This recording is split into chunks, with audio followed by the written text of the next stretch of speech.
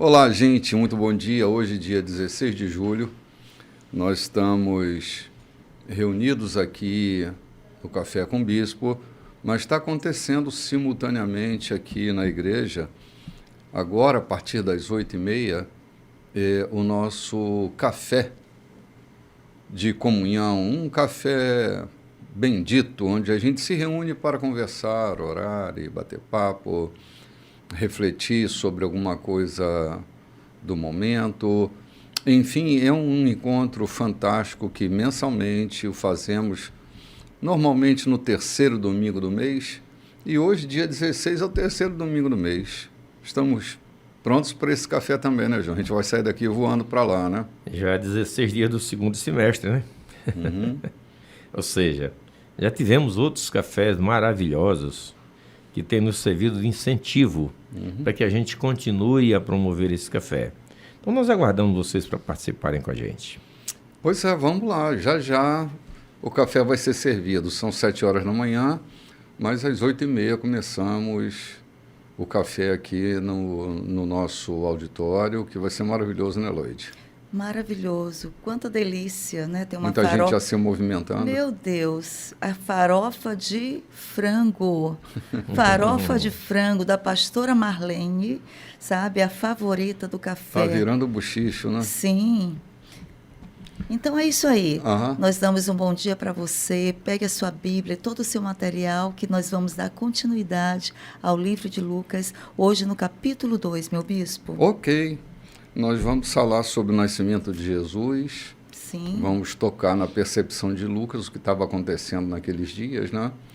Dias gloriosos, mas dias tensos também, né? Porque já Herodes vai expedir uma ordem brutal,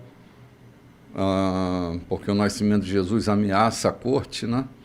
Então, já a gente vai estar vivendo um momento tenso, onde Jesus tem que se deslocar para o Egito e ficar ali por um tempo até que Herodes morra, né? Então, será uma movimentação muito interessante nesse capítulo 2, né? Vamos lá, a leitura, Lloyd? Novos personagens estão entrando aqui também, né? Sim. Então é isso aí, vamos iniciar o capítulo 2. Naquele tempo, César Augusto ordenou o recenseamento de todo o império. Esse foi o primeiro recenseamento do império em que Quirino era governador da Síria. Cada habitante do império teve de viajar até a sua cidade natal para se cadastrar. Por essa razão, José saiu de Nazaré, na Galiléia, e foi a Belém, na Judéia, na cidade de Davi. Como descendente do rei Davi, ele precisava comparecer em Belém. Maria, sua noiva, que estava grávida, o acompanhou. Enquanto estavam em Belém, chegou a hora de Maria dar à luz. Quando nasceu o tão esperado primeiro filho, com todo o cuidado envolveu em panos e o deitou numa manjedoura. Com tanta gente na cidade, não havia lugar para eles na hospedaria. Olha que coisa. Vamos dar uma paradinha só aqui, para a gente contextualizar umas coisas. Lucas, ele não se detalha muito naquele acontecimento. Ele é muito sucinto no que estava acontecendo, mas ele declara uma coisa que para mim é importante a gente pensar, é que José e Maria, eles vão para Belém por causa da ordem do recenseamento, né? Cada um buscava a cidade de origem da sua família para o censo acontecer. Mas diz que José e Maria, eles buscaram lugar numa hospedaria, mas não tinha lugar. Os hotéis estavam todos cheios, as hospedarias estavam todas cheias. Isso, para mim, é importante porque, assim, na visão presépica, que não é narrada especificamente aqui por Lucas, vê-se um Jesus deitado junto dos bezerros, das vacas, dos animais, como se ele fosse tão pobrezinho que não havia um lugar para se hospedar. Não, o motivo não foi esse. O motivo foi que as hospedarias estavam todas cheias. A gente vai ver depois a narrativa de João. A gente vai olhar um pouco mais essa percepção presépica do advento do nascimento de Jesus e ver que não há muito sentido naquilo que se apresenta para nós hoje como a história do nascimento de Jesus, não é? Só pensando, as estrebarias, elas tinham o lugar dos animais, mas elas tinham também o lugar dos donos ou dos tratadores dos animais que ficavam no mesmo, na mesma geografia ali do lugar, mas eram lugares diferentes. O estábulo e o lugar do dormitório. Muito possivelmente o que tem acontecido é que ele estava no dormitório e não no meio dos bezerros e das vacas, como se apresenta na ilustração presépica, né? Mas só para a gente mexer um pouquinho aqui, para entender esse nascimento de Jesus. E como Lucas não entra em muitos detalhes com relação a isso, ele só diz que o menino foi envolto em panos e deitou numa manjedoura, né? É só essa narrativa, é seca assim, não é? A gente não consegue penetrar muito nessa visão divulgada ao longo da história daquele Jesus deitado no meio dos animais. A visão presépica nos dá de que manjedoura é um coxo de animal comer. Uhum. Aí, nós não sabemos, porque é um contexto histórico muito diferente do nosso ocidental. A gente pega alguma coisa que aconteceu lá no Oriente, costumes diferentes, e faz a visão presépica como você acaba de falar. Uhum. Como se tudo tivesse acontecido dentro do contexto do nosso Ocidente, costumes diferentes. Uhum. Mas o importante de tudo isso é que esse nascimento havia sido previsto pelos profetas, né?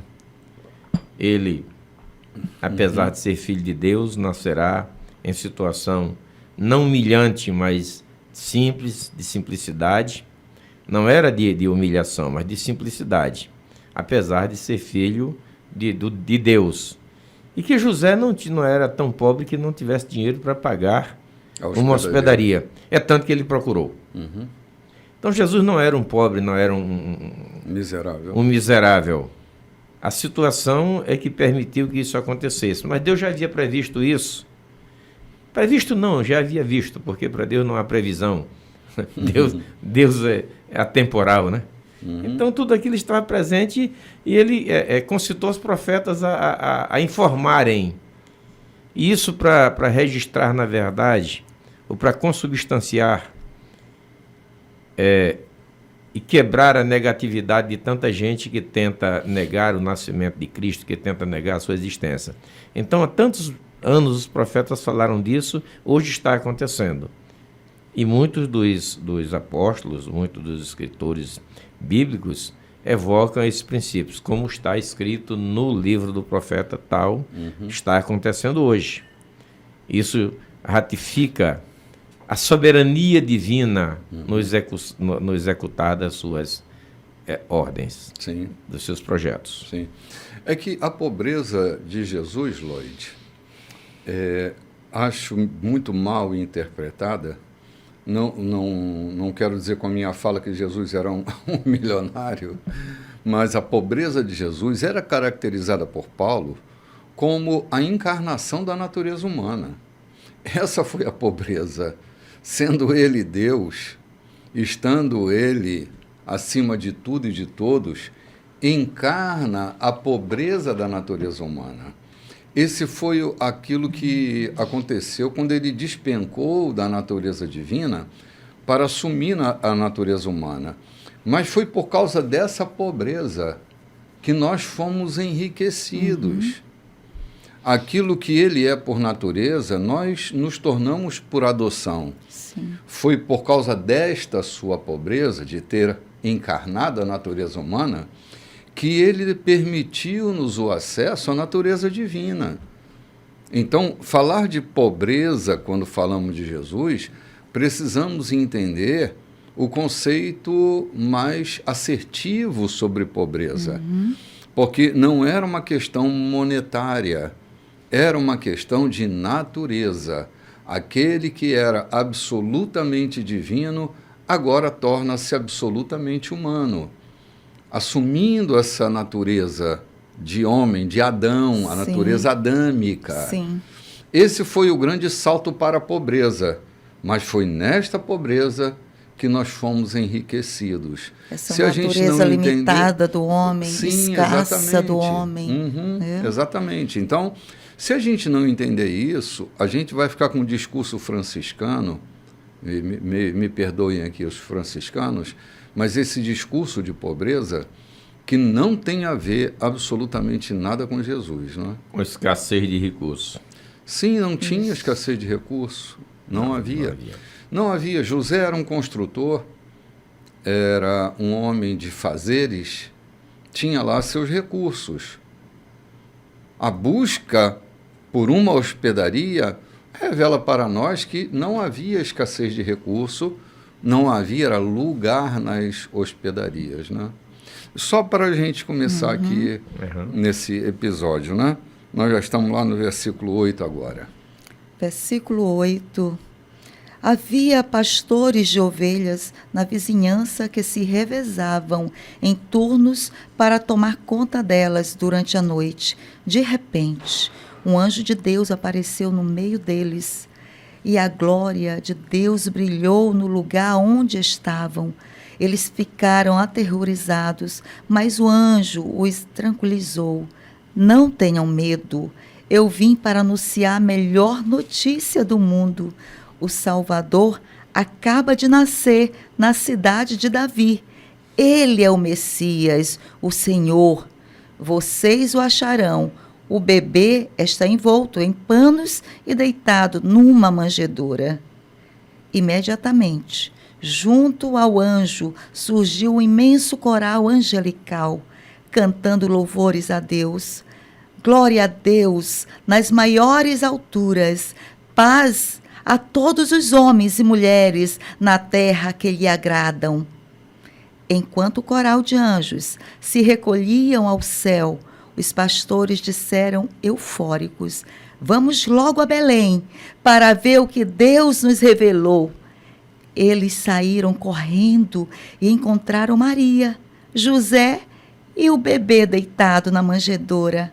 Foi ver para crer, e eles saíram contando a todos o que os anjos disseram a respeito do menino. Todo mundo ficou impressionado e estarrecido. E atenta, Maria guardava no coração tudo o que acontecia. Os pastores voltaram ao trabalho, louvando a Deus pelas maravilhas que tinham visto e ouvido.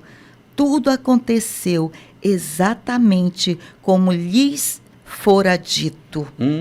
Vamos parar por aqui agora. Eu estou lendo aqui junto com você, Lloyd, e vejo que a aparição daquele anjo, de todo aquele cenário montado, criaram terror. Eles ficaram aterrorizados. Eu fico imaginando que algumas pessoas, querendo fazer suas viagens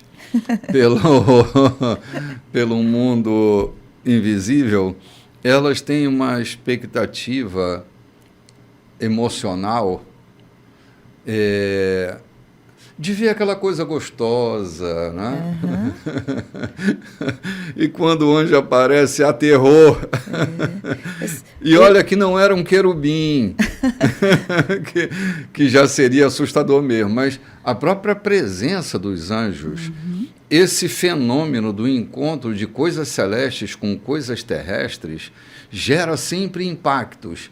Você pode ler de Gênesis a Apocalipse, todo encontro de mundo celeste com mundo terrestre vai gerar algum abalo, algum fenômeno. E aqui a presença desses anjos cantando, esse coral celestial, essa atmosfera toda, os caras ficam apavorados, aterrorizados com aquela presença. A tranquilização que o anjo dá, uma mudança de humor, uma mudança de atmosfera, vai gerar nele, então, essa perplexidade e, logo, o deslocamento deles para Belém para ratificarem aquilo que o anjo havia dito para eles, mas foi um momento de incômodo para eles, não é não? Por que aos pastores? Eu creio que Deus sabe escolher pessoas que vão informar aquilo que Ele quer que seja informado com mais rapidez, garantia e segurança. Não vieram para os hóspedes em Belém. Sim, não. A cidade borbulhava de gente. Mas foram para os pastores no campo. A informação era mais crédula. Os pastores tinham melhor informação a dar. Eles receberam, viram tudo aquilo e informaram da forma que viram. Mas a perplexidade deles também dava-se, bispo, há 400 anos, sem uma aparição divina no meio de Israel. Há 400 anos, no meio de Israel, houve aparição, por exemplo, para o anjo para Gabriel, o anjo para Maria, José recebe a informação em sonho, mas coisas muito pontuais. Mas em público faziam 400 anos em que o silêncio reinava entre a terra e o céu. De repente, o anjo vem tocando a corneta lá de cima, descendo, e apavora realmente o que é que nós estamos vendo, gente. Que fenômeno é esse? Até que eles se recompuseram e entenderam que era uma mensagem celestial. E ao receberem a mensagem, eles foram e comprovaram aquilo. Ou seja, não havia ninguém para dar uma informação tão nítida, tão importante quanto os pastores. Homens simples, mas de verdade, e que estavam ali, na verdade, quem sabe estavam até comentando, lá no Éden Deus fez uma promessa a Israel, já fazem 400 anos que a gente não ouve nenhuma informação, nada sobre isso. Quem sabe estavam pensando nisso, quando de repente recebem essa célere notícia, a coisa mais linda. Eu queria estar lá. Eu queria estar lá. Eu não sei se... Para ouvir aquele coral lindo. Eu não gosto de ficar aterrorizado. Aquele coral lindo cantando e fazendo homenagens a Deus pelo seu projeto acontecido na Terra. Eu acho que esse apavoramento, ele se dá por causa desse fenômeno. Tu imagina, João, os caras estão lá no campo, tudo tranquilo, tudo sereno, aguardando seu turno para render o outro pastor, para as ovelhas estarem cuidadas, estava tudo tão tranquilo. De repente, cara, eu não sei se houve um estrondo, eu não sei o que houve, mas aquele lugar se ilumina de uma glória. Um caboclo do nada começa a falar, de repente aparece anjo cantando. Ah, rapaz, aquilo ia me apavorar, com certeza. Eu não sei se eu ia recepcionar com uma coisa tão bonita. Antes, acho que apavorante, né? Mas o fato é que a comunicação é feita, é anunciada. E como esses pastores eles eram os donos das ovelhas, ou eles eram os cuidadores das ovelhas, mas de uma forma ou de outra, eram os caras mais sensíveis, né? Eram os caras assim, se eles eram os cuidadores, eram os homens de confiança dos donos das ovelhas, né? Eram uns caras de credibilidade, como disse João. Então, esses homens de credibilidade, eles viviam ali à noite nos seus turnos. Ter eles anunciado isso de alguma forma gerou um bafafá, porque não eram caras que aparecem na história, pelo menos, como contadores de história, né? Não são pescadores, não. Não são, não são pescadores, eles são pastores. E esse impacto é levado. Agora, o que acho muito interessante é como Maria se comporta diante de tudo isso, né? Guardando em segredo, secretamente, tudo que está acontecendo. Tudo, né? no coração, atenta, né? Com alegria, ao mesmo tempo com entusiasmo de ver aquela caminhada daquela criança que agora estava nos seus braços. A promessa agora, né, estava ali cumprida nos seus braços, né? Sim. Agora ela estava ali como mãe, não era apenas, não era mais uma menina, agora era mãe de fato do menino Jesus, do Salvador, né? Agora era mãe, né? Agora tu imagina todos os movimentos que essa mulher, essa menina, essa moça teve, desde o anúncio do anjo de que ela ia gestar o Salvador de Israel, as experiências pelas quais ela passou. Tu imagina o estado emocional dela nessa sanfona, né, de perplexidade, de euforia, de preocupação, de alegria. Sim, muitos deslocamentos. Acho que essa moça, em 9 meses, amadureceu aí anos. Né? Imagina chegar para se hospedar em um hotel, né? Uma hospedaria, uma pousada, está tudo cheio. E agora com esse barrigão? Para onde eu vou? Né? Com essas coisas que... para esperar o bebê. Sim, fazer a viagem montada naquele jumento. Um desconforto físico, emocional, né? Tudo isso. Né? Porque não era uma viagem tão longa. Entre Nazaré e Belém da Judéia, não era uma viagem tão longa, mas era cansativo para uma mulher no estado de gestação que ela estava bem avançada, aos 9 meses. Né? Sacolejando no lombo de um animal, né? Mas não é. Que era o jumento, na época era um animal próprio para montaria de mulher, era um animal mais dócil, mais baixo, mais fácil de ser manuseado. Então, não era fácil realmente caminhar, e especialmente no estado delicado, com 9 meses de gestação. Mesmo assim, se percebe que alegremente José e Maria caminhavam. A história sugere que Salomé também acompanhava. Salomé era irmã de José e, por conseguinte, acompanhava essa trajetória. Né? Alguém chega a dizer, no curso da história paralela, que a parteira de Maria foi Salomé. Eu não duvido nada. Né? Salomé talvez fosse uma senhora, uma moça velha, que tinha por função viver ali para partejar a Maria, cumprir a sua função, como nós vamos ver mais aqui adiante, um outro que estava velho só cumprindo, esperando o dia de cumprir a sua função, né? Olha, a história está sendo montada, está tudo acontecendo de acordo com o que havia sido dito. Cada um está assumindo o seu papel nesse momento da história, e nós vamos continuar lendo aqui essa maravilha que é tudo que está acontecendo no nascimento de Jesus, né? E Jesus se desenvolvendo. Né? O céu e a terra se encontrando. Oh, que bênção! Vamos para o versículo 21, bispo. Em seu 8º dia de vida, o dia da circuncisão, o bebê recebeu o nome dado pelo anjo antes do seu nascimento, Jesus. Quando se completaram os dias estabelecidos por Moisés para a purificação, seus pais levaram-no a Jerusalém para consagrá-lo a Deus. Como ordenado na lei de Deus, todo primogênito do sexo masculino será consagrado a Deus. Deveriam também sacrificar 2 rolinhas ou 2 pombinhos, outra prescrição da lei.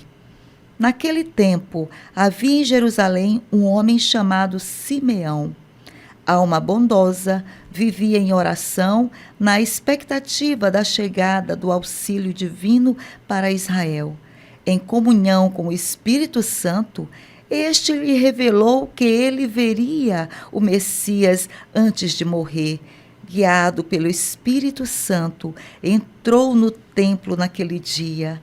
Quando os pais do bebê, Jesus, chegaram para cumprir os rituais da lei, Simeão pegou o menino nos braços e levou a Deus. Deus soberano, agora teu servo já pode ser despedido. Vou-me em paz, pois tuas promessas tens cumprido. Com meus olhos vi tua salvação, e todos contemplaram a sua manifestação. Uma luz para as outras nações, para que Deus seja revelado, uma glória para Israel, teu povo amado. Oh, meu Deus do céu. A gente vai fazer o comentário desse texto que você leu já, logo depois do nosso cafezinho. Que texto maravilhoso esse. A gente volta já, gente. Tudo bem, gente, saímos aqui meio que abruptamente, mas estava dando o nosso horário. E a Lorde comentava daquele episódio quando José e Maria vão levando o menino para ser apresentado ao templo, já é o 8º dia. E Simeão sustenta um discurso, para mim, impressionante. Ele era um homem de comunhão com o Espírito Santo. Ele desenvolvia um relacionamento com Deus. Não era uma tarefa religiosa, era um relacionamento com Deus. E nesse relacionamento, João e Lloyd, o Espírito de Deus diz para ele que ele seria o homem que ia apresentar a salvação de Israel. O Messias ia chegar naquele momento. E embora Simeão já estivesse avançado nos seus dias, ele não podia parar o seu ofício, porque ele tinha uma palavra que ele carregava dentro dele. Sabe dessas palavras de Deus? Estou fazendo uma comparação meio que esdrúxula aqui, mas para a gente entender isso, às vezes a gente carrega uma palavra de Deus dentro do coração da gente que o tempo não pode apagar, que as circunstâncias não conseguem inibir, que os recursos não podem ditar as normas. Ele tinha uma palavra e era sustentado. Eu creio que todo ser humano que tem uma palavra de Deus dentro do seu coração precisa, João, ter força para ser sustentado e caminhar nessa palavra até que ela se cumpra na sua vida. Isso. Eu ouvia... Sim. Pode falar, João. Não, continue. Eu ouvi alguns anos atrás, Dr. Miles dizendo que ninguém morre até que a palavra que Deus colocou dentro do seu coração se cumpra. Quando o Simeão faz esse discurso dizendo: agora, Senhor, podes despedir em paz o teu servo, porque os meus olhos viram a salvação de Israel, eu estou aqui tocando o Messias. Ou seja, a minha vida, eu esperei a vida toda por esse momento. O sentido, a gente tocou isso no programa passado. Eu estou aqui por causa desse momento, eu nasci para esse momento, eu vivi para esse momento, eu me movi para esse momento, tudo que aconteceu na minha vida foi para esse momento. Então a minha vida, o sentido da minha vida está aqui. Eu cumpri aquilo que eu nasci para fazer. Agora, tu pode despedir o teu servo em paz, pode me levar, eu posso morrer. Ninguém morre até que o propósito da sua vida seja cumprido. Isso me impactou tanto. A primeira vez que eu li esse texto me impactou, porque aquele homem pontua claramente o que acontece com a vida de cada um de nós. A gente vive dias bons, dias maus, dias de tempestade, dias ensolarados, a gente vive dias de aplausos, dias de vaias, mas nada disso está contabilizado como fator de importância até que a gente viva aquilo que a gente nasceu para viver, né? É. Então, a declaração dele é profética, é poderosa, né, João? Eu estou vendo aqui na vida de Simeão e na nossa vida, na vida comum de hoje, é que ainda muita gente se perguntando, mas como é que Deus fala? Como é que o Espírito Santo te dá certeza? E eu tenho entendido que essa pergunta parte de pessoas que vivem uma religiosidade comum, mas se você tem intimidade com Deus e com o seu Espírito, Ele fala ao teu coração e você tem certeza do que Ele fala. Viver uma crença comum de cumprimento de regras e religiosidade, talvez tu nunca tenhas o discernimento de quando Deus está falando contigo, de quando o Espírito Santo te traz uma promessa. Você recebe promessas e são divagantes as tuas promessas. Mas quando ele fala, a promessa se cumpre. E para que eu tenha, o que é que eu faço para que eu tenha certeza de que foi ele quem falou? Tenha intimidade com ele, caminhe com ele, viva cheio dele. O que é que o texto começa dizendo aqui? Havia um homem chamado Simeão, que era justo, piedoso e que esperava a consolação de Israel, e o Espírito Santo estava sobre ele. Isso é lindo. Receber uma promessa de Deus é preciso que você tenha conectividade com ele. Não é apenas com a religião, não é apenas com a leitura sistemática da Bíblia, mas se é pela leitura da Bíblia, é com integridade e com relacionamento de fato. Não apenas com religiosidade e coisas sistemáticas. Não apenas aquela oração obrigatória para que eu cumpra as minhas obrigações religiosas. Não. E o Espírito Santo estava sobre ele. Há uma outra pessoa também que se ouve a esse respeito. Esse mesmo testemunho, lembra? Bom, de Davi falaram isso. De Davi também, falaram né? isso, né? Quando procuravam um jovem, ou quando procuravam um homem, um hábil tocador, Sim. um hábil tocador de harpa, alguém sugeriu não só um hábil tocador, mas um homem que nele habitava o Espírito de Deus. E as pessoas em que habita o Espírito de Deus fazem coisas maravilhosas, mirabolantes, coisas quase inacreditáveis. João, você ministrou uma palavra domingo próximo passado, e essa palavra, ela me impactou muito. Quando a gente anda com Deus, todo homem, toda mulher que anda com Deus viverá coisas extraordinárias na sua vida. Viverá tempestade, viverá dificuldade, mas viverá também aquilo que é espetacular. Não espetaculoso, mas espetacular. Simeão é esse cara que anda com Deus e, como João observou bem, quando chamaram Davi para tocar e expulsar os demônios lá de Saul, e o Espírito de Deus está sobre ele. Eis aí a diferença, né? É que quando a gente mantém esse relacionamento com Deus, as coisas de verdade vão ficando diferentes. Quem anda com Deus não cria uma expectativa desastrosa no dia em que está vivendo. Quem anda com Deus aprende a viver todo dia com Deus. Aquela porção diária de Deus. Até que aquele momento espetacular acontece. Ninguém esperava que Davi fosse coroado rei. Mas Davi tinha uma palavra sobre ele. Simeão podiam dizer o que quisessem dizer. Né? Vai se aposentar, entra com o pé na cova ele no INSS, né? Já está na hora de você se aposentar. Mas ele tinha uma palavra sobre ele. E todo ser humano que carrega essa palavra, fruto de um relacionamento com Deus, e a chave é relacionamento com Deus, a chave é essa vida diária com Deus. Por isso que Paulo diz, entrega seu cotidiano, seu dormir, seu acordar, seu lazer, entrega tudo a Deus, como se fosse uma oferta. Então, viver como se a gente fosse uma oferta faz toda a diferença na composição da vida. E, finalmente, a gente alcança aquele ponto culminante que nós nascemos para realizar. Não? Então, isso mesmo. Experiência maravilhosa essa. Deus traça caminhos, bispo, sabe? Sim. Deus vai traçando caminhos. As coisas não são por acaso ou aleatórias. As coisas, o que Deus tem para você viver, você vai viver.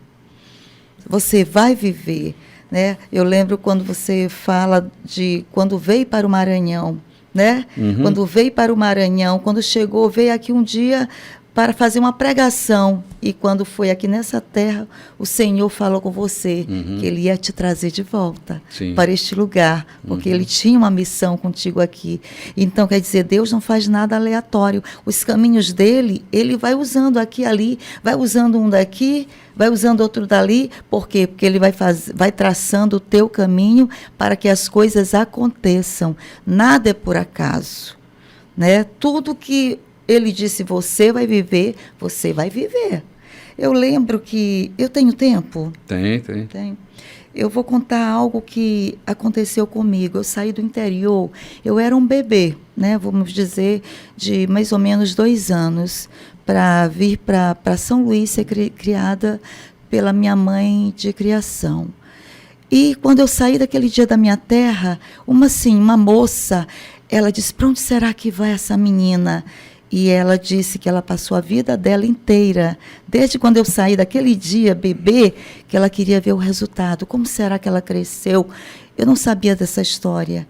E quando foi um dia, eu encontrei essa moça, face a face, e ela ficava me olhando, dizendo, e a outra dizendo, essa aí é aquela menina que saiu naquele dia, ela, é aquela bebezinha, e ela me abraçou tanto, e ela disse, olha, eu sabia que eu não ia morrer sem ver você, sem saber como você se transformou, como você se tornou, e ela me abraçava, e eu ficava assim, e ela me contando aquela experiência. Dias depois, aquela moça contraiu uma doença, passou alguns meses, ela morreu. E isso me marcou muito. E quando eu li aqui a história do Simeão, né, isso me ligou, né?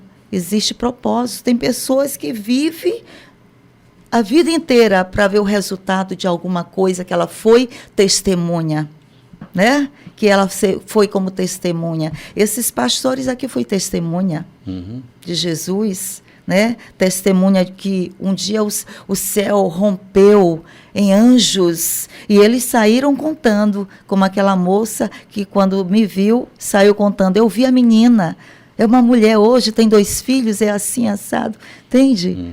Né? E depois ela realizou, ela disse, agora sim, eu realizei, estou te vendo. Que coisa espetacular essa. Não é? Sim. Lloyd, toda vez que eu tenho o privilégio de apresentar uma criança, eu sempre me vejo no futuro como uma incógnita, onde essa criança vai parar. Quem é que está nos meus braços neste momento? Isso é lindo, né? Porque a gente não tem a mínima noção. Não. A mínima noção. Uma criança é como uma semente. Ela plantada pode se transformar numa árvore frondosa que aninha nos seus galhos as aves. Pode ser uma árvore frutuosa que alimenta famílias. A gente não tem noção quando aquela semente tenra. Eu vejo algumas crianças correndo pela igreja, ou pelo auditório, e eu fico imaginando, meu Deus, pode ser minha geriatra. Eu tenho que cuidar bem dela, né? Tem uns meninos aqui na igreja, numa classe, que outro dia eu estava falando com as professoras, né? Cuidem bem destes meninos, porque eles poderão ser vossos pastores. São peraltas, são meninos que vêm de uma relação social de cuidados, mas se a gente cuidar bem dessa semente, a gente pode ter ali o futuro presidente dessa nação, sim, um senador da República, o advogado, a gente pode ter ali o construtor, a gente pode ter ali o pastor da gente. Quando eu cheguei na igreja, eu não era mais um menininho, já era um adolescente, mas o meu pastor não sabia, ninguém sabia, nem eu sabia, que um dia eu seria pastor dele e pastor da família dele. Eu era só um jovem meio desconjuntado, que saiu de um mundo, entra dentro da igreja, e ninguém percebia, ninguém sabia o que aquela semente, já aos meus 18 anos, mas um dia, muitos anos depois, eu me tornaria pastor daquele meu pastor. Ele entra na minha sala e diz: Bispo Renato, eu venho aqui humildemente te pedir, pastoreia a minha vida, pastoreia a minha família, minha casa, meus filhos, minha mulher. Eu preciso que você cuide bem da minha casa. Ai, que tenso. Assim, não foi um orgulho para mim, foi um baque. Eu acho que eu fiquei feito aqueles pastores lá na montanha, né? Eu fiquei apavorado, né? Porque um homem daquele tamanho me pedindo para eu pastorear a vida dele, não é? Então, assim, a gente nunca sabe o que uma semente vai se tornar. Então, é preciso ter muito cuidado. Quando o Simeão sublinha, agora eu vi, é que havia um segredo contado para ele, mas a gente não tem todos os segredos contados, então a gente precisa ter muito cuidado ao tocar na vida de uma pessoa, porque a gente não sabe o segredo que aquela pessoa carrega. Né? Em 1987, eu fui à procura de um médico amigo para me dar um atestado de óbito para o meu pai, que havia falecido naquele dia. E lá eu encontrei ele numa sala lecionando para crianças. A partir daquele dia mudou todo o meu conceito ao vê-lo ensinando, mudou todo o meu conceito com relação a crianças e especialmente a apresentação de crianças na igreja. Dado eu não ter observado o que Simeão fez naquele dia. Porque a gente pega o contexto e apenas vê a alegria de Simeão e a despedida dele. Mas há tanta coisa linda aqui no discurso de Simeão.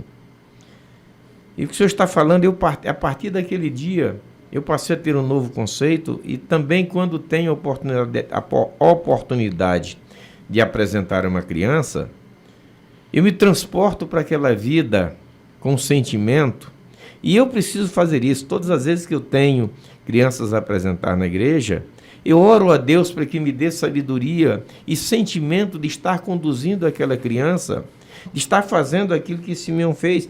Está lindo aqui o texto, no versículo 31 33 e 34, diz que o pai e a mãe do menino estavam admirados com o que fora dito a respeito dele. E Simeão os abençoou. Não só a criança. Simeão virou-se para eles e os abençoou. Sim. Muitas vezes nós estamos apresentando uma criança e olhando para os pais e duvidando até da capacidade dele, porque apresentamos religiosamente, apresentamos apenas para cumprir. Eu até fiz uma crônica, escrevi uma crônica que hoje eu tenho até vergonha de ler, sobre a apresentação de crianças no tempo dos meus filhos. E ela dizia assim: por que os meus filhos não têm relação nenhuma com a igreja onde foram apresentados? Porque foram apresentados como meros objetos de cumprimento de uma regra religiosa e não com o sentimento de que posso estar conduzindo aquela criança que eu estou conduzindo, venha ser o meu líder, o meu governador, o meu professor, o meu médico. É preciso que tenhamos sensibilidade. Nós estamos falando aqui para pastores também. Muitos pastores nos ouvem. Meus queridos, nos desculpem. Mas ao pegar uma criança para apresentar, sinta, pelo Espírito Santo, a sensibilidade que Simeão sentiu. Perceba que você está pegando um ser que será na nação alguém. Ou que pode ser, depende de como você está o apresentando a Deus.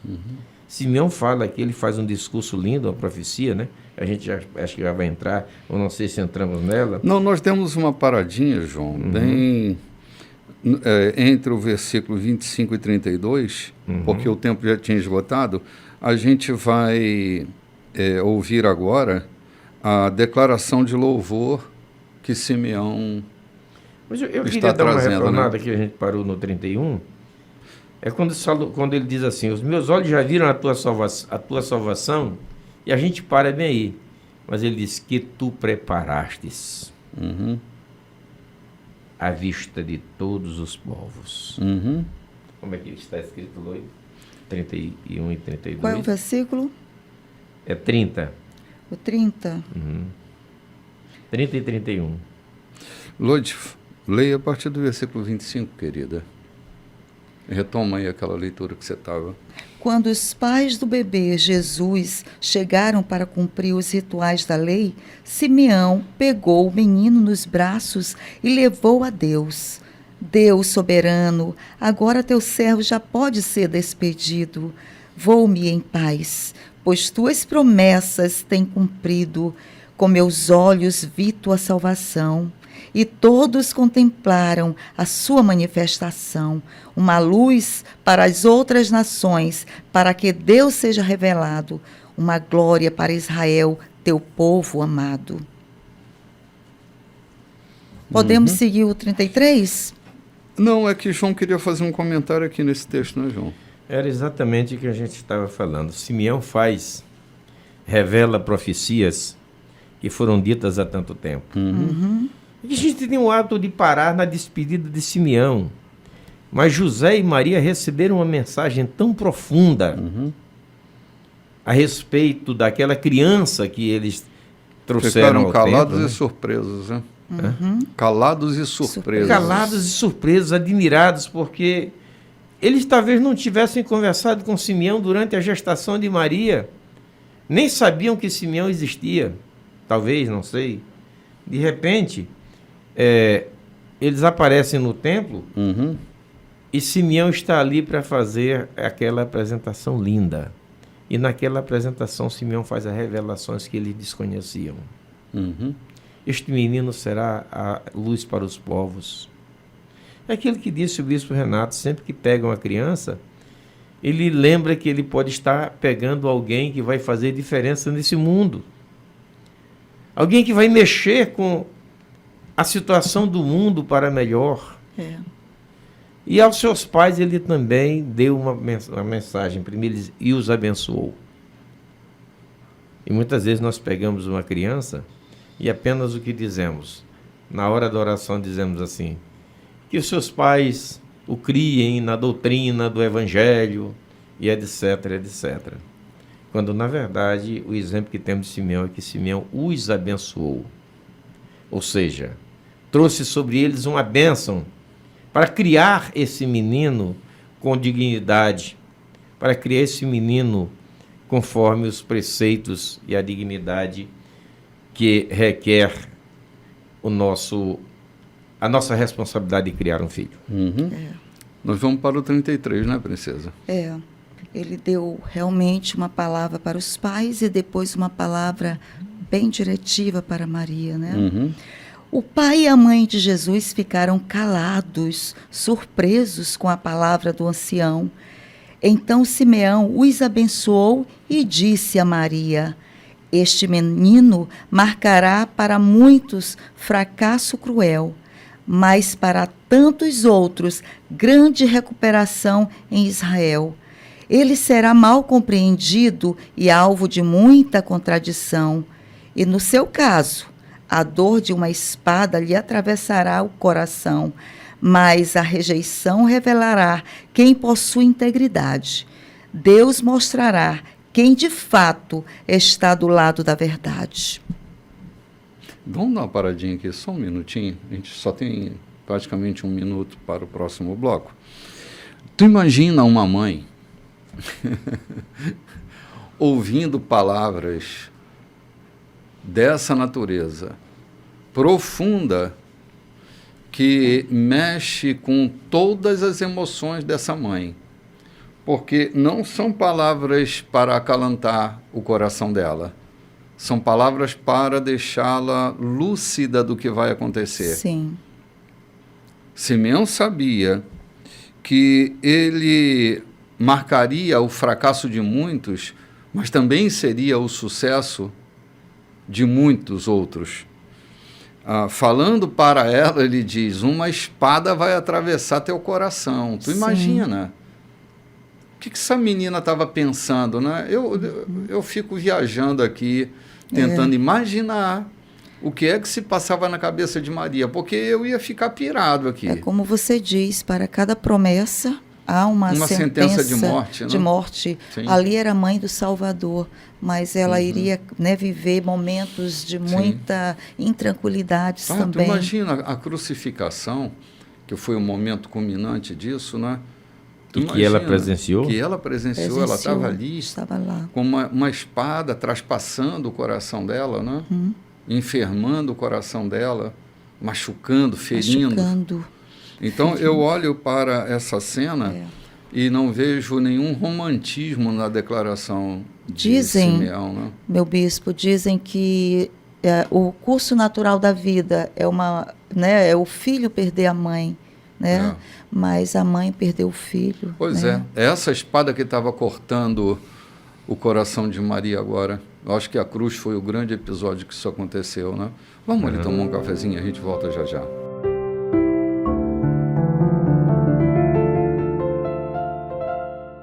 Olá, gente, de volta aqui. Nós estamos ainda vivendo aqueles momentos do nascimento de Jesus, a presença do Simeão. E agora vai entrar uma outra personagem que vai fazer parte dessa história, que é uma profetisa chamada Ana, que a gente precisa estar ligado na fala dela, né, Lloyd? A fala de Dona Ana. Vamos lá, e ela profetizava, né? É isso aí. Versículo 36 do capítulo 2 de Lucas. Ana, a profetisa, também estava ali. Era filha de um homem chamado Fanuel, da tribo de Asser, e já estava bem idosa. Ela estivera casada há 7 anos, ficara viúva e contava agora com 84 anos. Nunca deixava a área do templo, adorando noite e dia com jejum e oração. Na hora em que Simeão estava orando, ela apareceu, irrompeu no hino de louvor a Deus e entregou uma mensagem a respeito da criança, dirigida a todos os que aguardavam com expectativa a libertação de Jerusalém. Depois de fazer tudo o que era requerido na lei, o casal voltou para a Galileia, para a cidade deles, Nazaré. Ali o menino cresceu com saúde e sabedoria. A graça de Deus repousava sobre ele. Bom, nesse momento há muitas incidências da aparição do Messias. Eu não sei quantos estavam atentos a tudo que era dito, a tudo que era proclamado, porque tanto Ana, a filha de Fanuel, quanto o Simeão, eram 2 pessoas consideradas no meio da comunidade. Eu não sei o quanto da fala deles estava sendo considerada por quem ouvia. Talvez, até por propósito de Deus, a fala deles não foi considerada da maneira que deveria ser, não é? Talvez tivesse se apagado rapidamente da memória de quem ouviu, mas a profecia foi colocada, foi deixada bem ali. Tanto por essa mulher de 84 anos, que tinha um estilo de vida, assim, um tanto diferente, né? Peculiar. Uma mulher que não deixava a roda do templo. Devota, né? Devota, estava ali o tempo inteiro, em adoração. Um estilo de vida que, no mínimo, é surpreendente, né? Bispo, para mim, os únicos que não deram crédito e não dariam de forma nenhuma eram os religiosos, os fariseus, porque estavam enternecidos na sua forma de ser religiosos, sem entender, mesmo sabendo do plano salvífico de Deus, mas eles preferiam o seu plano de cumprimento de regras religiosas e não da espera do Messias. Que quando Jesus se manifesta, eles não creem nele e ficam arguindo, criando situações. Mas eu creio que essa mensagem, passada por Simeão e passada por Ana, reverberou tanto que quando nós vamos encontrar ali, lá no livro de Atos dos Apóstolos, que muitos sacerdotes aderiram à fé, não é isso? Uhum. Esses sacerdotes estavam no templo. Era ofício deles estarem no templo dia após dia. Então, quem sabe a fala de Ana, a fala de Simeão, mais tarde, 30, 40 anos depois, veio mexer com esses homens e eles aderiram à fé conforme está no livro de Atos. Bom, mexe com a gente hoje, né, João? Mexe com a gente hoje, como mexe. Uhum. É que aquele momento era um momento de muita tensão no ar, né? A força romana estava ali dominando. Eles tinham uma expectativa de um Messias, mas não havia sentido para os religiosos, porque a expectativa era outra, talvez de um berço abastado, não é? E como José era um homem do povo, era um trabalhador, era um construtor do povo, talvez não tivesse gerado essa expectativa toda. Não nasceu num palácio, né? Quantas vezes eles disseram, quem é esse? Não é filho de José, o carpinteiro? Sim. Nós não conhecemos a sua família, e agora quer entrar de bonito entre a gente, de sábio, de importante entre nós? Sim. O senhor está falando exatamente o que eles falaram. Eu acho que era esse o sentimento que reinava por ali, né? Agora, nós vamos mais à frente um pouquinho, né? Bem mais à frente, 12 anos se passaram, bispo. Isso. Interessante, né? É. Se perdeu aí, o que será que aconteceu que não foi registrado aqui, né? Eu fico pensando em Jesus brincando nas ruas. Coisas triviais da vida. Trabalhando junto com seu pai, adquirindo... Crescia, se fortalecia, enchendo-se de sabedoria e de graça.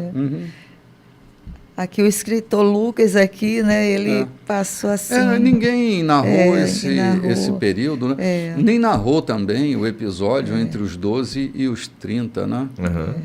É um interregno, um buraco, uma lacuna aí que ninguém conta. E ele achou interessante aqui esse período que ele foi ao templo, né? Aos 12 anos. Sim. E vamos começar a ler agora. Todos os anos, os pais de Jesus viajavam para Jerusalém a fim de participar da festa da Páscoa. Quando o menino estava com 12 anos, fizeram a peregrinação de costume. Ao terminar a festa, eles tomaram o caminho de casa. E o menino Jesus ficou para trás, em Jerusalém. Mas seus pais não perceberam. Pensando que ele estava em algum lugar com os outros peregrinos, viajaram um dia inteiro e então começaram a procurá-lo entre os parentes e conhecidos, mas foi em vão. Por isso, voltaram a Jerusalém para ver se o encontravam. No dia seguinte, eles o encontraram no templo, assentado entre os líderes religiosos, ouvindo-os e fazendo perguntas.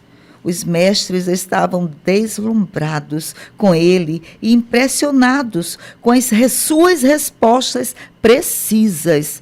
Mas José e Maria ficaram preocupados e aborrecidos. Sua mãe repreendeu: "Por que você fez isso conosco? Seu pai e eu estávamos desesperados procurando você." Ele disse: "Por que estavam procurando por mim? Não sabiam que eu tinha de estar aqui tratando dos assuntos do meu pai?" Mas eles não tinham ideia do que ele estava falando. Então Jesus voltou para Nazaré com eles. Era um filho obediente. Sua mãe guardava todas essas coisas no coração, enquanto Jesus crescia com saúde e sabedoria, abençoado por Deus e pelos homens. Olha aqui, que testemunho tremendo esse, né? E Maria guardando de novo tudo no coração. Assim, havia uma movimentação, como ele era cheio do Espírito Santo, havia uma movimentação, um discurso divino entrando dentro da vida dele, que não cabia dentro dele. A expansão precisava ser feita. E nesse dia em que ele volta ao templo, aos 12 anos, que é a idade da apresentação pública do filho, né? Entre aspas aqui, a maturidade do filho, ele vai buscar o lugar do seu interesse. Ele vai buscar o lugar onde ele se sente confortável, que é na Isso roda da mesmo. sabedoria. É. E lá os sábios estão perplexos diante do entendimento daquele menino, avançado na sua capacidade de 12 anos, não é? Porque os meninos de 12 anos não tinham esse interesse. Mas o interesse que gerava o tempo todo dentro dele, esse movimento para a sabedoria e para o conhecimento, ele se senta na roda dos sábios e começa a gerar expectativas naqueles homens que não conseguem entender como um menino de 12 anos discorre como ele, né? O que acontecia dentro da casa de Maria, na relação dela com José e tudo mais, vai produzindo essa saúde no menino, e enquanto isso o Espírito de Deus vai gerando dentro dele entendimentos incomuns. E é isso que vai ser revelado nessa roda que ele se assenta, né? É interessante. É muito interessante, muito interessante. Jesus indo ao local do interesse, como você fala, né? A gente vai sendo atraído para o local daquilo que a gente vai se tornar, né? Sim, sim. É isso. Nada é por acaso. Jesus estava plantado dentro dele, né? Deus tinha colocado essa natureza, esse interesse, né? Como ele colocou dentro de você, dentro de mim, dentro do pastor João. Sim. Nada é por acaso. Sim. Deus coloca o tesouro e depois ele vai traçando o caminhar da pessoa. E depois, como é que tu vai parar aqui? Como eu vim parar aqui? Porque Deus colocou esse interesse dentro de mim. Nada foi por acaso. Os nossos desejos, eles estão ligados aos nossos interesses psíquicos, né? Aquilo que a gente se interessa psiquicamente, a gente persegue, vai atrás, né? Busca alcançar. Então, Jesus está interessado mentalmente, alminicamente e espiritualmente nos negócios do Pai. Do Pai, é isso mesmo. Né? Nos negócios do Pai, ele está marcado para isso, né? É o que reina dentro dele. A comida e a bebida dele é fazer o quê? A vontade do Pai. Exatamente. Uma certa vez eu estava num velório, que é muito próprio da minha vida, e havia muitos pastores, muitos líderes de igreja, e eu deixei acalmar, e eu parei ali nas rodas que sempre estavam 3, 4 conversando, parei por ali algum tempo, mudei a cadeira, sentei no outro grupo, ouvi sem me dar uma palavra. Até que eu visitei 3 ou 4 grupos deles, estavam agrupados conversando, tratando de alguns assuntos. Quando, depois da meia-noite, ficaram menos e juntaram-se em um só grupo, eu sentei no meio deles e fiz uma pergunta. O que o Evangelho é para vocês? Por quê? Porque eu ouvi a conversa de vocês o tempo todo e não vi tratarem do reino de Deus. Vocês são pastores. E eu fiquei ouvindo a conversa de vocês o tempo todo e ninguém tratou sobre o cuidado que tem com a igreja, sobre a igreja que dirige, sobre o trabalho que coordena. Não falaram do Evangelho em nenhum momento, mesmo estando entre vocês. Então, o que representa o Evangelho para vocês? É apenas um profissionalismo? Eles ficaram perplexos, quiseram se aborrecer comigo, eu fui mais com calma com eles e tentei fazê-los entender que se a nossa vida é o profissionalismo, ou seja, nós somos profissionais do Evangelho. Não porque vivemos disso, mas porque entregamos a nossa vida e decidimos aceitar o pastoreio. E como não falar dele? Fala a boca do que o coração está cheio. Quando encontraram Jesus no templo, ele disse, eu não posso cuidar das coisas do meu Pai. O seu coração estava cheio daquele que o enviou. E por que então nos sentamos em rodas, em conversas, e este Evangelho não permeia as nossas conversas? Isso acabei de falar e é real. Jesus falava das coisas do reino de Deus. E o menino crescia em graça diante de Deus e dos homens. É também o que quero falar, que na mensagem recente que fizemos, nós enfatizamos esse texto que diz: aqueles que dependem, aqueles que conhecem a Deus, têm o respeito dos homens. em sua volta. Então Jesus crescia e tinha um respeito, porque crescia em graça, porque tinha intimidade com Deus, porque conhecia a Deus. Eu não posso crer que alguém que tenha uma vida com Deus tenha o desrespeito da sociedade em sua volta. Alguma coisa está errada. Pode ser que seja fachada a sua relação com Deus. Mas aqueles que temem a Deus têm o respeito dos homens. O que nós lemos aqui? E Jesus crescia em graça, em sabedoria, em estatura e graça diante de Deus e dos homens. Era um menino respeitado. O que diz o texto quando ele foi encontrado no templo? Que todos ali por perto ficavam perplexos com o seu conhecimento, com a sua pergunta, com a sua resposta. Por quê? Porque tinha intimidade com Deus. Não era o fato de ser filho de Deus, mas ele tinha intimidade com Deus. Ele era um homem, mas que vivia conectado com Deus. O segredo para termos respeito da sociedade, o segredo para termos respeito da nossa própria família, é estarmos conectados com Deus, é conhecermos a Deus e vivermos por Ele. Porque quem não conhece a Deus, volta e meia está fazendo besteira. E quem faz besteira não merece crédito nenhum. É verdade, João. Nem de Deus, nem dos homens. Nem né? de Deus, nem dos homens. São dois crescimentos importantes a gente considerar. É como ele crescia diante de Deus, mas também diante dos homens. Como a vida dele era observada, né? Ainda como um menino de 12 anos, como a vida dele estava sendo observada por todo mundo que estava por ali, por perto, né? E muito interessante que ele foi apresentado a Deus.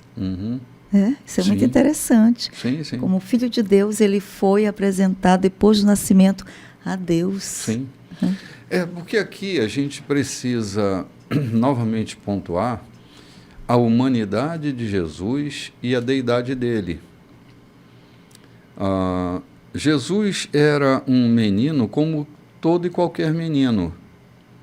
O diferencial é que o propósito da vida dele não era constituir uma família, não era se profissionalizar em alguma coisa, era cumprir o plano secreto de ser ele o último Adão. E a semelhança do primeiro Adão, ele é da terra. Embora fosse gerado pelo sopro de Deus, a semelhança do primeiro Adão, ele era tão Adão. Se Jesus não fosse homem, o plano da salvação não teria consistência. Era um homem por todos os homens. Paulo escreveu nos Romanos, assim como o pecado entrou por meio de um homem, né? Por meio de outro homem, essa humanidade foi remida, não é? Então, é a gente entender que Jesus foi apresentado, né? Apresentado como um homem, como um Adão, que iniciava a sua carreira e que aos 12 anos ele estava no desenvolvimento dessa carreira, né? Sendo gestado, porque assim, o Espírito de Deus estava sobre ele, estava nele. Ele foi cheio do Espírito Santo. Engraçado também a ausência de João Batista nesse período, né? Ele está lá no deserto, né? Acho que a partir dos 12 anos, se eu não me engano, ele se desloca para o deserto da Judéia.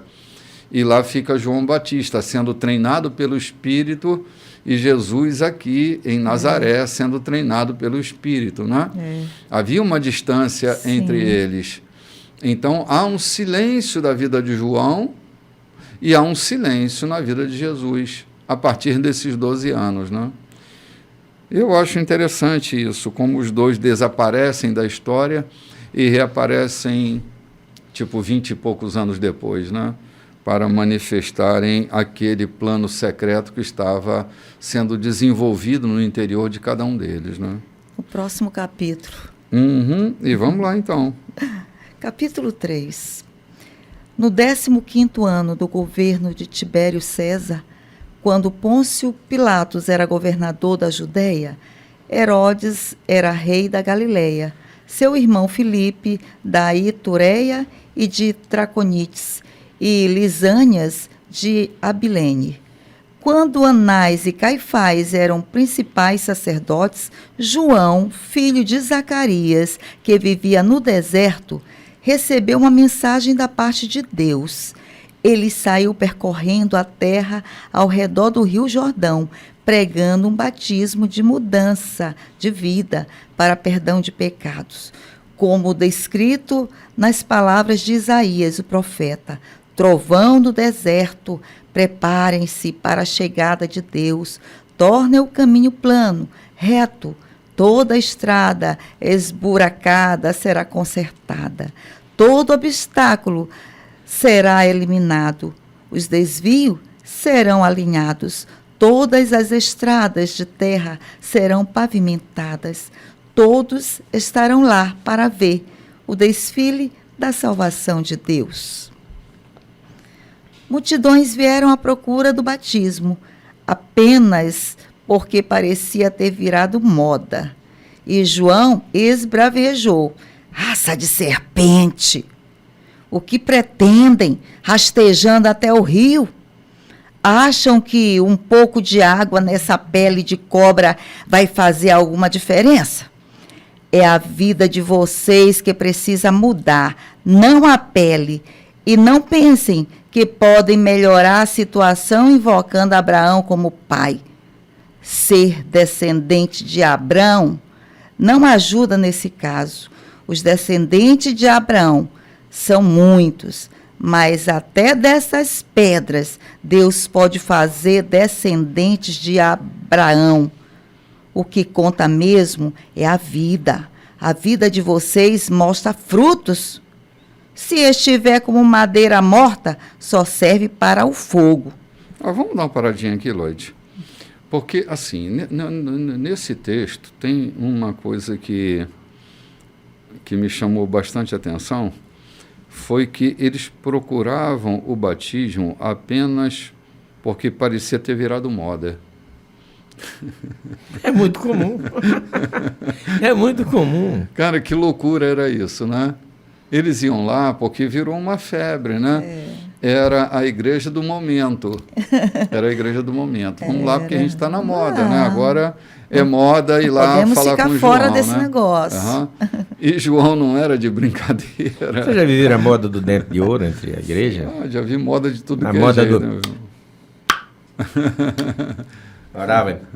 Quer dizer, a moda, o modismo virou moda. Eu conheci pessoas até de bem que aprenderam essa moda, criaram essa moda. Outros que desejaram dente de ouro para provar que eram agraciadas por Deus. É moda, o modismo é comum. Vem desde João Batista, né? O espírito novidadeiro, ele toma conta das pessoas. Elas não optam por aquilo que é consistente, por aquilo que é fundamento. Elas estão atrás daquilo que é alegórico, daquilo que é espetaculoso, né? E desde essa época, isso vem acontecendo. Lembra do Simão ali, que fazia coisas que todo mundo corria para ele, quando Paulo chega e repreende, aquela loucura lá no livro de Atos? É moda, modismo. Qualquer embusteiro cria moda por aí e vira... sensação, né? Sensação. Verdade, João. Então me chamou a atenção isso, né? Porque os caras iam lá para serem batizados porque parecia ter virado moda, né? O batismo era um fato. Sim, todo judeu era batizado, né? Tinha lá o Yom Kippur, né? Justamente, mas fazer daquilo uma moda, uma coisa ali, uma onda, um sucesso, tenho que entrar nessa também, aí que o negócio pegou, né? Sim, verdade. Porque eles estavam atrás daquilo que representava o exterior. E João detecta que o problema não está na pele. O problema está na vida. A questão não está no batismo, a questão está na mudança de vida, né? Jesus, e é o que ele pregava, né? Jesus já havia detectado que eles pagavam o dízimo do massinho de cheiro verde que vendia ali de R$2, mas na verdade as viúvas estavam morrendo de fome, né? O direito delas estava sendo subvertido para encher os seus bolsos. O modismo de ser aparentemente honesto e um bom cristão também estava ali presente. E eles vieram ali para cumprir aquilo. Não, eu sou batizado. O que é isso? Eu tenho uma identidade, eu fui batizado por João. Uhum. Sim, exatamente. Mas o interior deles continuava tão ou tanto quanto antes, né? Aí não João havia mudança de vida. Ele fez uma pergunta: a vida de vocês está dando fruto? Uhum. Né? Ele fez Sim. essa pergunta. Sim, porque o batismo de João era esse batismo de arrependimento, batismo de mudança de vida. Uhum. E o que ele flagra é justamente isso. Pessoas que estão ligadas à satisfação pública, mas não têm absolutamente nenhum conteúdo de mudança de vida. Pelo contrário, João chama de venenoso. Uhum. Víbora, cobra venenosa. Ou seja, que mata. Entendeu? Que tem uma pele lisa, mas pode matar com o seu veneno. Sim, é raça de serpente. Que mata com o seu veneno, ou seja, é lastimável, mas no dia de hoje a gente ainda encontra por aí pessoas que profetizam que encostam o céu com a terra, mas não tem respeito nenhum pela vida alheia, né? Uhum. É lamentável, mas é verdade. Ah, pastor João, João é tão meigo aqui. Tão meiguinho. João é pesado, gente. Nós vamos dar uma saidinha para tomar um cafezinho e vamos sair aqui corridos, mas voltamos logo depois do intervalo. Olá, gente, estamos de volta. Hoje, dia 16 de julho, e nós estamos aqui já mergulhados no café, uma gente boa aqui tomando café com a gente, e está faltando você. Nós vamos sair daqui voando para o café, e você é nosso convidado. Ainda dá tempo de você sair de casa e chegar até aqui, se você está nos ouvindo pela rádio. Nós está nos ouvindo aí pelo YouTube agora, se nos assistindo, já não dá mais tempo, né? Porque já terminou aqui. Mas eu estou já desejoso de terminar o bloco aqui e ir para o café, mas nós estamos aqui nessa multidão que está indo ser batizado, né? Alguns com uma intenção muito legítima, mas outros por modismo, né? Por modismo estão procurando João Batista, e João Batista, que não é tolo, sabe do que está acontecendo, ele se arvora de uma maneira assim muito contundente e chamando até de serpente, né? Daqueles que estão envenenados, Meiguinho. cheios de veneno, né? Meiguinho todo, como é característica de João. Ele está ali esbravejando contra aqueles que estão fazendo da pureza da fé um vínculo de moda para sustentar uma aparência exterior, né? Então, João Batista está contundente e tem uma multidão que está perguntando coisas aí, né? Bem no versículo 10, né, Lógico? Foi onde nós paramos? Isso. A multidão perguntou para João: o que devemos fazer então? Quem tiver 2 mudas de roupa, dê uma para alguém, ele disse, e façam o mesmo com a comida. Alguns cobradores de impostos também queriam ser batizados e perguntaram: mestre, o que devemos fazer? Ele respondeu: nada de extorsão. Cobrem apenas o que a lei exige. A pergunta dos soldados foi: e nós, o que devemos fazer? Ele respondeu: nada de violências nem de chantagens, e estejam satisfeitos com o salário de vocês. O povo então começou a prestar mais atenção ao pregador. Eles se perguntavam: será que João é o Messias? Vamos parar aqui um instantinho. Vamos dar uma paradinha. Gente, nós estamos diante do estado mais corrupto que apareceu na Terra, o Estado romano. E olha quem está lá. Olha quem está lá. Olha de onde vêm as perguntas. As perguntas vêm dos soldados, com suas consciências culpadas, porque na questão dos soldados, ele fala sobre violência e chantagem, que era o que acontecia dentro do exército. Muita violência e muita chantagem. Aos cobradores de impostos, que tiravam o ágio, né? Sobre a cobrança dos impostos, ele vai bater na ferida deles, no ágio. Ele diz: nada de extorsão, cobre o que a lei exige, né? cirúrgico, ele vai precisamente. Então, havia uma multidão de todas as classes sociais. Não estava ali só o povo, estava ali também uma certa elite.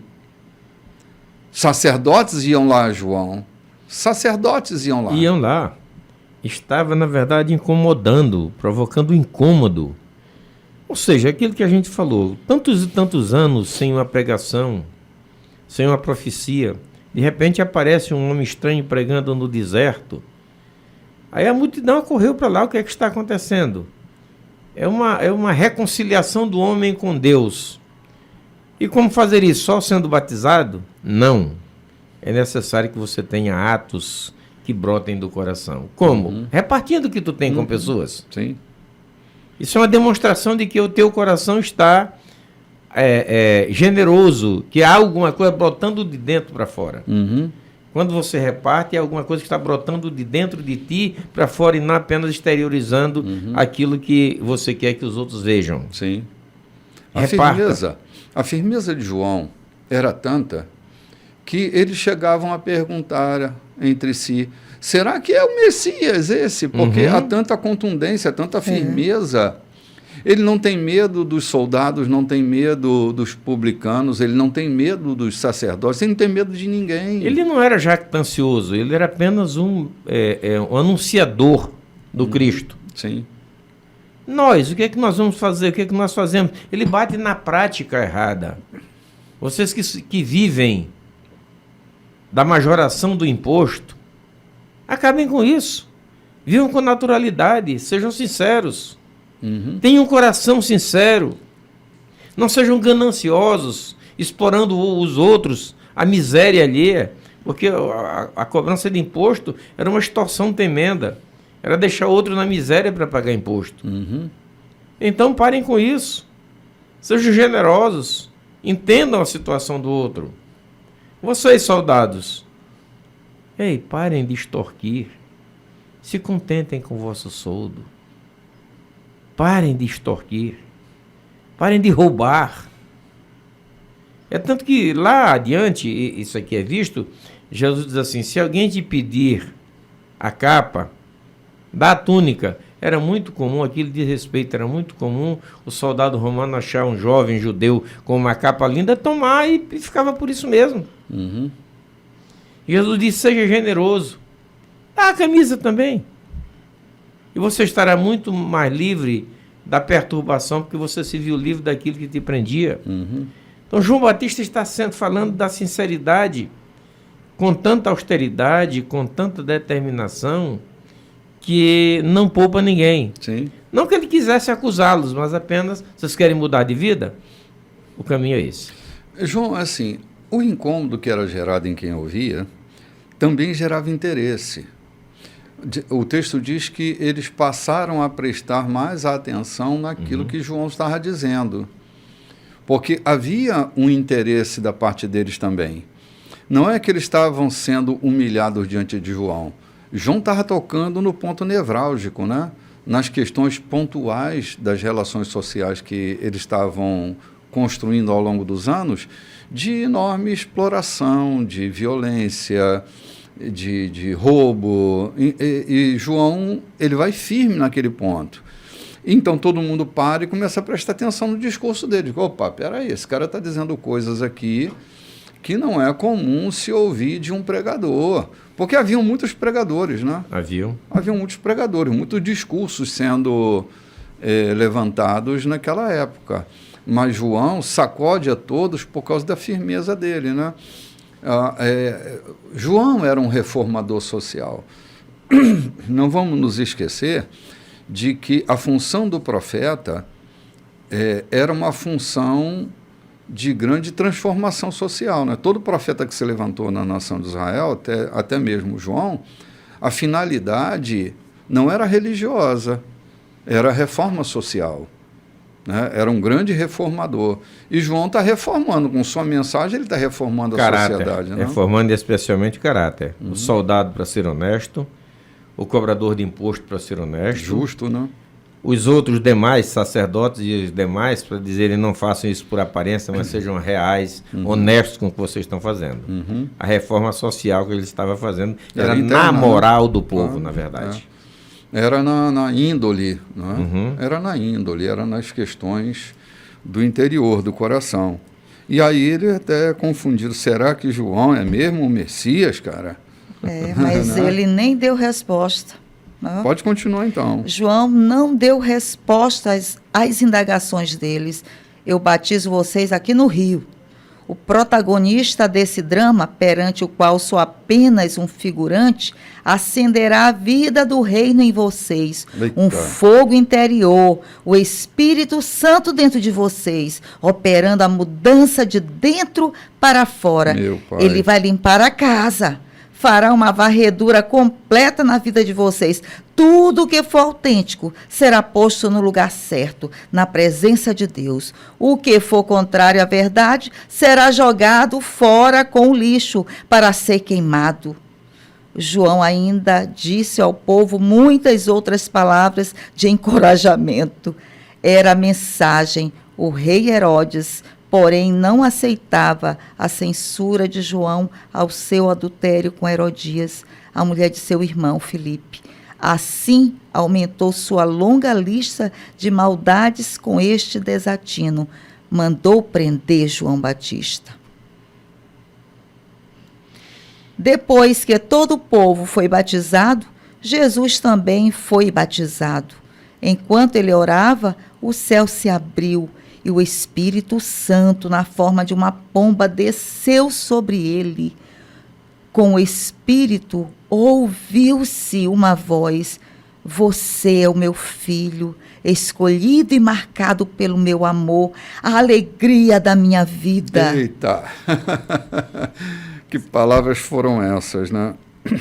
Interessante é que João continuava batizando, né? Fazendo a sua função, mas ele aponta de uma maneira tão nítida aquilo que aconteceria com a manifestação de Jesus, quando ele diz aqui que ele vai acender esse fogo do reino, que vai acender o espírito dentro das pessoas. João está apontando e transferindo para Jesus aquela expectativa que as pessoas estavam tendo dele. Então ele começa a apontar para Jesus, ele começa a apontar para alguém que vai entrar no cenário. E era a grande revolta de Herodes, era essa. Herodes queria viver uma vida dissoluta e João Batista se opõe a isso, né? Porque imagina, cara, o cara está traindo o irmão dele com a própria mulher. E estava ali no governo, trazendo peso para o governo, né? Trazendo uma certa asfixia moral para o governo.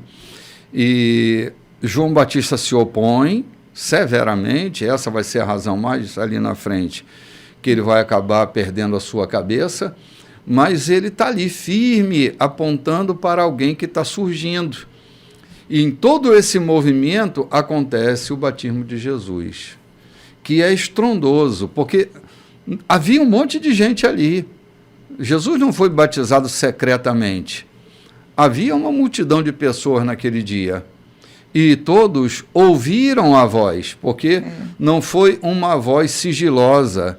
A voz rompeu com o céu. A voz desceu e todos ouviram aquilo que foi dito pelo Pai acerca de Jesus, né? Tu imagina o que deve ter acontecido com essa gente, né? Aí eu paro para ver, para perceber os absolutos de Deus. Deus, na sua absolutidade, que é própria, que lhe é própria, ele faz conforme quer. Ele prepara um João, e a multidão vai para a beira do Jordão. Jesus chega no meio da multidão para ser batizado, e Deus se manifesta para toda aquela multidão. A grande oportunidade da revelação divina naquela multidão. E a revelação do seu filho. Este é o meu filho amado. E ele me dá prazer. Ou seja, a revelação de Deus não perder a oportunidade, porque Deus não é perdedor de oportunidade, mas a estratégia de Deus para que o povo, e especialmente aqueles que estão mais sedentos, que depois do discurso de João Batista, eles ainda cederam, não voltaram. A multidão que veio a João Batista para ser batizado, depois de ouvir aquele duro sermão de João Batista, cedeu, assentiu em ser batizada. Palavra de encorajamento. Isso é que eu acho lindo. Porque podiam ter ido embora. Não, isso é um falastrão, vou embora daqui que está acusando a gente. Mas quem foi ali foi sentindo uma necessidade também na alma. E ao ouvir a demonstração de João Batista, não se arredaram, não foram embora. Vieram e aceitaram ser batizados com o propósito de mudança de vida. Sim. E chega o próprio Cristo. E no meio daquela multidão, Deus faz a célebre revelação. Além do que, para provar que o Espírito Santo prometido por Deus não é uma mera falácia, não é apenas um movimento de falar em línguas, também manifestou seu Espírito naquele dia. Fê-lo revelado, descendo sobre Jesus como pomba, descendo, pousando sobre ele. Deus Pai, Filho e Espírito Santo, né? É interessante também que João, ele não aceitou, né, para ele, né, um reconhecimento. Quem é você? É o Messias? Não sou. Virá, né? Sim. Em outro livro diz que ele é a voz, né? Aqui ele diz, eu sou apenas a pessoa que está batizando vocês, né? Ele aqui não disse, não, eu sou uma autoridade a gente saber, na vida espiritual de vocês. A gente saber quem a gente é, Lloyd, faz com que o coração da gente se tranquilize. Isso. E a gente sabe que ocupa só um lugar. Quem sabe quem é, não tem problema em honrar os outros, em elogiar os outros. Não tem problema em ver os outros brilharem.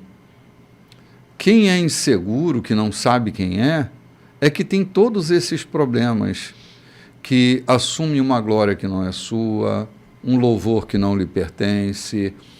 Mas quem sabe quem é, não carrega um louvor que não é seu. Verdade. Não usurpa uma honra que não é sua. Eu acho que pessoas inseguras, pessoas que não se discernem, são essas pessoas que vivem tentando trazer o louvor para si, a honra para si. Não sabe reconhecer ninguém, não sabe respeitar ninguém. Isso tudo é baseado em insegurança. Sabe? A insegurança, ela é tão severa que ela não dá espaço para o reconhecimento. Verdade. Não consegue ver o brilho dos outros, entende? Incomoda. Mas João não, João está tranquilo, ele sabe quem ele é, sabe para que nasceu. O amigo do noivo. Sim, é onde os primeiros, onde os segundos se tornam primeiros, né? João vive nesse plano de Deus, o segundo, mas ele é o primeiro. Ele é o primeiro na vida dele. Ele cumpre seu papel, ele é o primeiro, ele é o protagonista da história. E não rouba a cena daquele que ele prepara o ambiente para a vinda dele, né? Ele faz isso com maestria, faz isso com serenidade, com reconhecimento. E aquele dia em que o fenômeno acontece, que todos veem uma descida, né, de uma pomba, né, um símbolo, né, uma imagem, e ouvem uma voz, caramba, aquilo deve ter estrondado os ouvidos de quem estava ali, né? Jesus, a gente sempre fala isso, e aqui cabe bem repetir, Jesus validado pelo Pai, né? Jesus aqui, tu és a minha alegria. Sim, exatamente, reconhecido, né, pelo Pai. A gente sempre fala isso porque isso é muito importante, a gente falar sobre essa paternidade presente, né? Deus, o Pai presente. Sim, é isso que vai dar a Jesus a consistência na humanidade dele, a atravessar o deserto que vem logo ali, sem se perder dentro dele. Lembra da fala do inominável lá? se tu és filho de Deus. Se tu és filho de Deus, acabei de ouvir, todo mundo ouviu que eu sou o filho em quem ele se compraz, e você está questionando se eu sou filho de Deus? Uma condicional? Não, você está louco, rapaz. Então, essa coisa do reconhecimento, ele é um dos fatores mais importantes nas nossas relações sociais. Filhos que são aprovados pelos pais em casa são filhos que vão dar pouco trabalho do lado de fora. A gente vê gente perdida do lado de fora porque ela não foi encontrada dentro. Não foi encontrada do lado de dentro de casa. Do lado de dentro de casa. Mas onde faltou a fala do pai, faltou a fala da mãe, a aprovação do pai, a aprovação da mãe, né? Só reprovação, reprovação. Isso gera uma neurose tão descontrolada ao longo dos anos.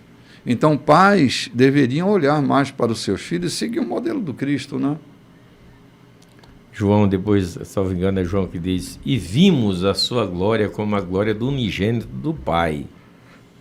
Nós vivemos com ele, tocamos nele. Ou seja, a gente pode pensar assim e dizer, mas precisava de Deus fazer essa manifestação toda se ele enviou o seu filho? Sim, para que todos vissem a sua glória. E depois João dá testemunho dizendo, e vimos a sua glória como a glória do unigênito do Pai. Cheio de graça e de verdade. Sim. Lindo. Lindo, lindo, lindo. Que declaração poderosa é essa, João? Lindo e real, irretocável, irrefutável. É o Cristo que nós cremos. Nós não cremos num Cristo que tem apenas a responsabilidade de fazer algum favorzinho para a gente quando a gente está aperreado, não. Ele é o Senhor, né, João? Ele é o Senhor, Ele é que vive em nós, Ele é quem muda a nossa estratégia de vida, ou quem dá sentido à nossa vida. Se vivemos, vivemos por Ele. É como dissemos, se a água disser ao peixe, fica em mim, porque fora de mim você morre, e o peixe recusa, fatalmente ele morre. Se o homem disser, eu não preciso de Deus para viver, ele já está fadado à morte, mesmo que ele seja sepultado tantos anos depois, mas a morte já é eminente na sua vida. Sim, é verdade, João. Essa história que você contou da água e do peixe, no domingo passado me repercutiu uma boa reflexão sobre essa condição, né? Um homem fora de Deus, ele está tão morto quanto um peixe fora d'água. Deus nos convida a permanecer nele, né? João capítulo 15, que para mim o capítulo 15 deveria ser intitulado o capítulo do permanecer, né? Porque o tempo todo no capítulo 15 está dizendo permanecei, permanecei, permanecei, permanecei. Essa coisa da permanência nele é a condição da gente poder viver nele, né? Então a tua história foi bastante oportuna, porque um homem fora de Deus, ele é semelhante a um peixe fora d'água. Tanto a água convida o peixe para permanecer nela, assim como Deus nos convida a permanecer nele, não é? Permanecer nele. Viver para Ele e por Ele. Sim, sim. Agora a gente vai entrar num restante de capítulo que a gente vai pular a leitura até o capítulo 4, porque é o livro da genealogia, é a narrativa genealógica. Não é que não tenha importância, é importante para a validação da própria existência do ser. A gente tem uma origem, né? A nossa árvore genealógica fala muito da gente. Então, a partir daqui, vai ter uma narrativa de quem veio de quem, de quem veio de quem, de quem veio de quem, que não nos interessa como material para a gente entrar na vida de cada um desses que aqui estava. A não ser que a gente estivesse fazendo um relatório histórico, né? Sim, Mas como a gente está aqui num texto cuja narrativa das falas de Jesus é o que mais nos interessa, nós vamos saltar aí lá para o capítulo 4, e faremos isso na próxima semana, né? Porque já estamos chegando no final. Mas as genealogias, só para a gente dar uma pontuada, elas são importantes E Lucas capricha nela aqui, né? Capricha. Porque isso é história. Ele faz um né? link de Deus falando, é meu filho amado, aí ele vem com a paternidade. Uhum. Interessante, Sim, né? sim. Aí ele faz esse link, colocando quem é pai de quem é filho de quem. Muito interessante isso. Sim, ele vem discorrendo isso para dar credibilidade a essa linhagem. A linhagem é importante para a narrativa histórica. Ou seja, Jesus não chegou do nada, João não chegou do nada, ninguém chegou do nada. A gente tem um conteúdo familiar, um conteúdo histórico, e é isso que Lucas vai narrar aqui, porque ele está escrevendo para um povo O Teófilo, né, também. que está interessado nessas questões tão particulares que é as questões da genealogia. Foi uma né? grande pesquisa, viu? Sim. Dr. Lucas fez aí uma grande pesquisa. Sim, hoje se paga aí uma grana para fazer as pesquisas genealógicas, né? Para a gente encontrar. Porque muitas das doenças que nós carregamos, muitas das manias que nós carregamos, Sim. elas vêm dessa relação da influência geracional, né? Muitas das doenças que nós carregamos não está no genoma, mas vem de uma influência geracional. Que tipo de vida se levava, que alimento se comia, quais eram os hábitos daquela casa. Então, você tem até doenças desenvolvidas dos hábitos das gerações anteriores, né? Você tem doenças que vêm do genoma, que vêm das relações com o DNH, não é? Com o DNA. DNH. Então, é importante, mas para a nossa leitura, a gente vai abrir mão dela, porque não é do nosso interesse aqui comentar sobre isso. Gente, terminamos o programa de hoje, voltamos domingo que vem. Shalom, queridos. Forte abraço em todos vocês e até o próximo domingo. Shalom.